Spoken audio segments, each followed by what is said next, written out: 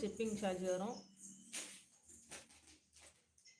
நல்ல ஒரு பட்டு சாரி மாதிரி இருக்கும். 499 தான் அந்த சாரீ.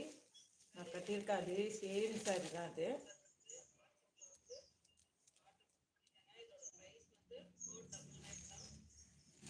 ஜஸ்ட் 499 தான். ஒரு பட்டு சாரீ வியர் பண்ணால் எப்படி இருக்குமோ அதே மாதிரி இருக்கும்.